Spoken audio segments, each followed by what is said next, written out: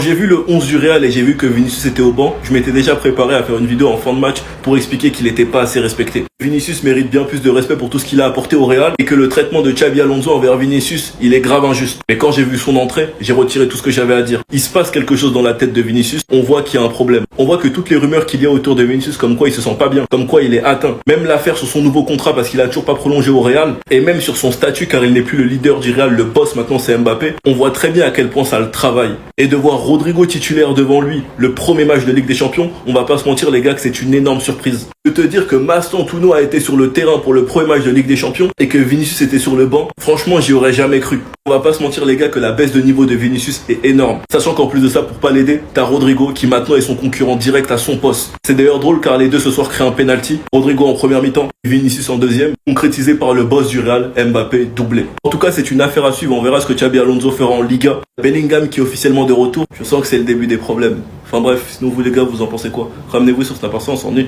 2 buts, 2 penalty. Le Real est bien de retour en Ligue des Champions. De toute façon, on a l'habitude. Et le plus dommage dans ce match, c'est que Marseille, ils avaient la place. Et moi, personnellement, je pense que le Real, face aux grosses écuries, ils vont être fébriles. On a très bien vu comment Marseille les ont mis en danger ce soir. Très tôt dans le match, Trent Alexander-Arnold s'est blessé. Il a été remplacé par Carvajal, heureusement, car Trent n'aurait jamais pu tenir Weah, on va pas se mentir. Il est d'ailleurs buteur sur une énorme faute d'Arda Güler qui perd le ballon au milieu de terrain. La headwatch était magnifique. Marseille menait au Bernabeu. Les supporters marseillais en termes d'ambiance étaient en train d'éteindre les Madrilènes. Mais bon, penalty totalement mérité. Grosse erreur de Kondogbia qui fait faute sur Rodrigo. Penalty transformé par Mbappé. Balerdi, je trouve qu'il a été énorme ce soir. Sans même parler de Rouli qui a fait 10 arrêts en une mi-temps. C'est dommage je trouve parce que Marseille était bien meilleur en deuxième mi-temps. On commençait à de plus en plus piquer le Real. Sachant que le Real était à 10, Carvajal fait une faute bête, mais ça je ferai une vidéo. Et bon, un autre penalty sur une main, encore une fois transformé par Mbappé. Moi, je trouve que ce penalty sur Militao il est discutable. Bref, ça c'est un autre débat.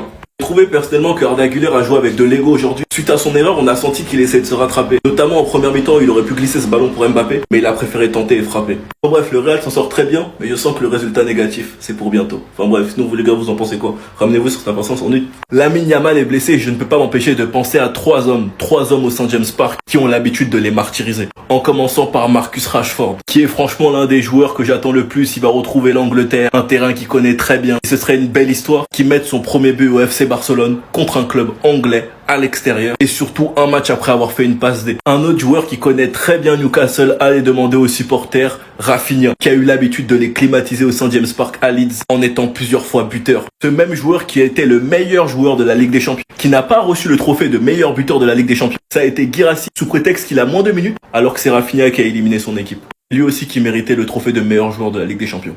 Ce maillot en Ligue des Champions, il pue Rafinha. Vous pouvez pas regarder ce maillot et ne pas penser à Rafinha. Je sens qu'il nous réserve de belles surprises. Et le dernier, un joueur qui a très souvent traumatisé Newcastle, si vous savez pas, c'est Ferran Torres à Manchester City, qui leur a même déjà mis un triplé si je me trompe pas. Après, reste à voir si le titulaire sera Ferran Torres ou Robert Lewandowski, qui portait un mode Newcastle quand il était plus jeune. En tout cas, on nous a expliqué, Barcelone ne sait pas ce qui va lui arriver à St James Park jeudi soir. On se donne rendez-vous jeudi, un match compliqué qui pourra nous permettre de mettre les pendules à l'heure, car je sais que beaucoup de personnes doutent du flickball. Enfin bref, sinon vous les gars, vous en pensez quoi? Ramenez-vous sur Snap, on s'ennuie.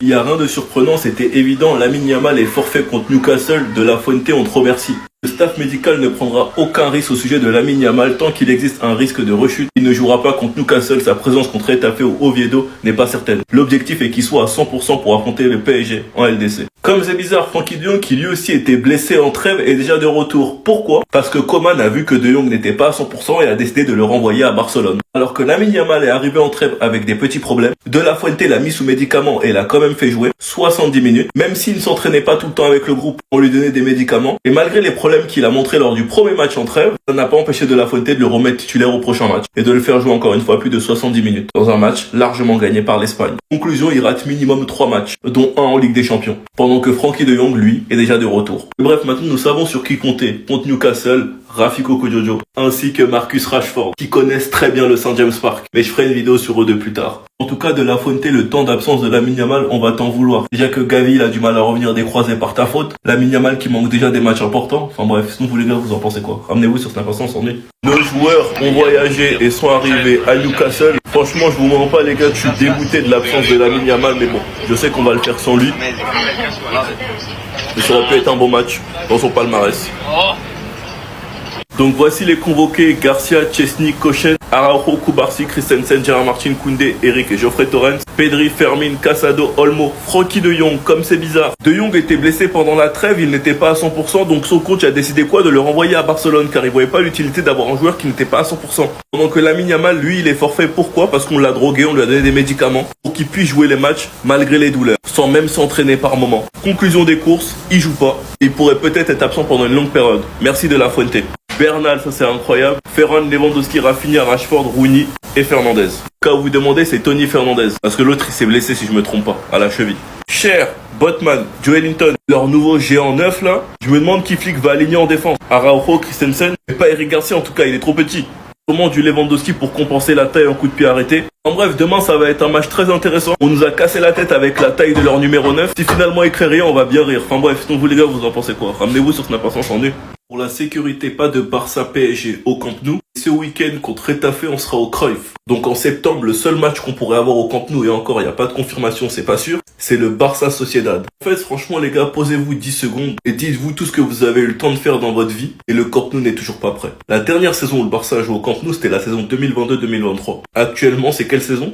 2025-2026. Il s'en est passé des choses dans le monde depuis le temps. Pourquoi on jouera le match face au PSG au Montjuïc? Le problème de l'ouverture du Spotify Camp Nou à 27 000 spectateurs pour les matchs de Ligue des Champions réside dans l'entrée des supporters adverses. Selon l'UEFA, les matchs de Ligue des Champions ne peuvent pas se dérouler avec les supporters de l'équipe visiteuse mélangés à ceux de l'équipe locale. Le Barça ne peut garantir la séparation des supporters adverses lors de la phase 1A. En gros, c'est pour la sécurité. Donc en vrai, c'est une bonne chose, on peut comprendre. Sachant qu'on va pas se mentir, même si le Camp Nou c'est mieux, le Montjuïc c'est plus grand. Donc il y aura plus de personnes, plus de supporters, plus de pression. Même si on a des très mauvais souvenirs de ce stade, c'est bien de revenir ici car ça va permettre à Araujo de passer un cap et de passer au-dessus. Enfin bref, la seule bonne nouvelle c'est qu'on va jouer avec notre troisième maillot contre Newcastle. Et franchement les gars, on n'a plus qu'à attendre. J'espère au moins que le match contre la Sociedad se passera au Camp Nou. Enfin bref, sinon vous les gars, vous en pensez quoi? Ramenez-vous sur Snap en nu.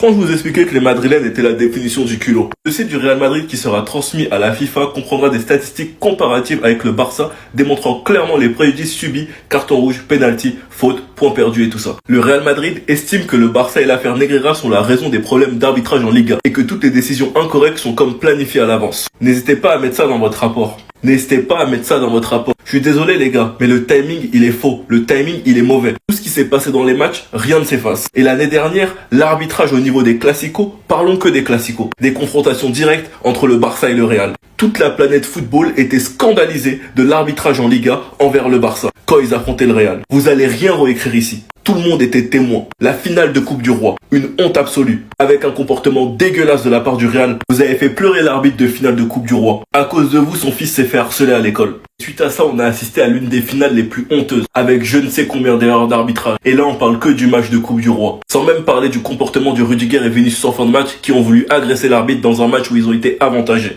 Parlons aussi du dernier classico. Certains font les choquer pour le carton rouge de Hysén. Mais pourquoi personne n'a parlé quand Tchouaméni devait recevoir carton rouge sur cette action où Ferran Torres était tout seul et qui partait vers les cages et que Tchouaméni a fait faute? Pourquoi personne n'en parle? Le but accordé alors que Valverde fait faute. Faute dans la surface sur Rafinha. La main de Tchouaméni. Et le but de Fermin Lopez qui a été annulé. Sachant que des images sont sorties après où on entend le camion VAR dire Dieu merci quand il a vu la main de Fermin Lopez. Le Real est désavantagé en début de saison, oui. Vous allez faire croire à personne qu'en général le Barça est plus avantagé que le Real. Enfin bref, sinon vous les gars, vous en pensez quoi? Ramenez-vous sur Snap en nu.